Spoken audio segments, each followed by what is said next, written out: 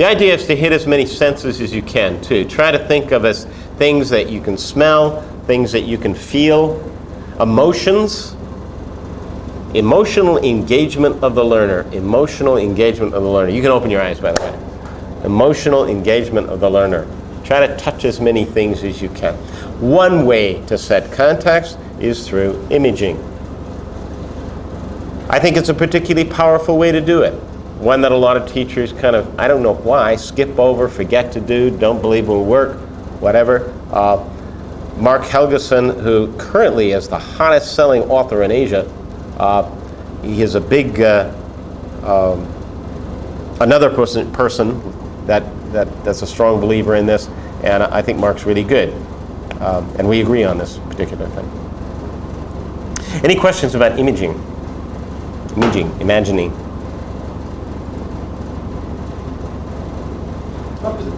Are we trying to get a lot of input from the students? I mean, yes, we are. To the degree possible, but it doesn't matter too much, Bob. If they give nothing? If they give nothing, no, I'm still going to try to paint as much of a picture as I can.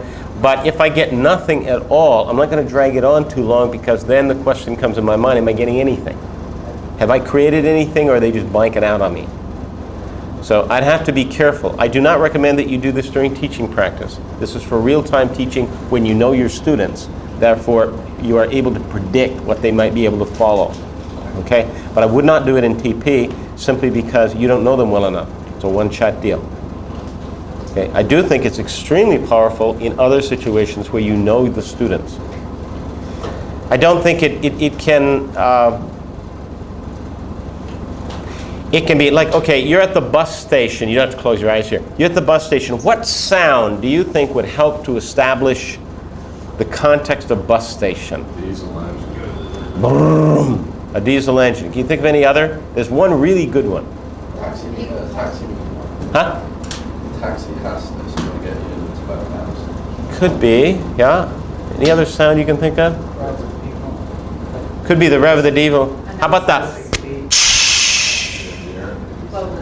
When they open the door, you know, the air thing that goes when they open the door. Man, if that doesn't set bus station context, I don't know what does. And maybe a little bit of the rumbling of the diesels, or a diesel revving or something like that. Doesn't take much. I'm not trying to convince you that setting context takes lots and lots of time. If you get the right thing, it actually takes very little. Could it be good to play a tape of the bus station? Absolutely. Absolutely. Matter of fact, if you want to get good in this business, start carrying around a little pocket tape recorder and start recording little things from a restaurant. What sounds do you hear in a restaurant, for example? Silverware cleaning, planking, dishes being picked up. And again, it doesn't matter if everybody has a different idea. It doesn't matter. That's fine that you collect different things. Matter of fact, it's better, isn't it?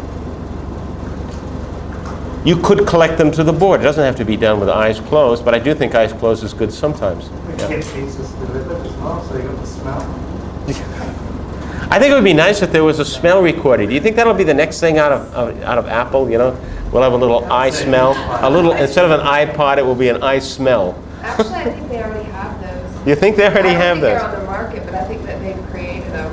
And I think it'd be tremendous for teachers. websites have Yeah. smells. But setting context with sound, with smell, with pictures are obvious, and we're going to use pictures here in a minute, okay? But pictures I'm kind of holding off to last because it's the easiest and the most obvious one is to use pictures. But it isn't the only one or necessarily the best one. I think sounds are absolutely tremendous and can be extremely effective and brief. One lesson that you're going to see when my colleagues and I do this here will be a lesson called Going Places. And the context is set by a motorcycle revving. Brum, brum. Where are you going? Because it's in Thailand. And it would be normal to ask that question to somebody who's sitting on a motorcycle. All you need is the sound. How are we doing here?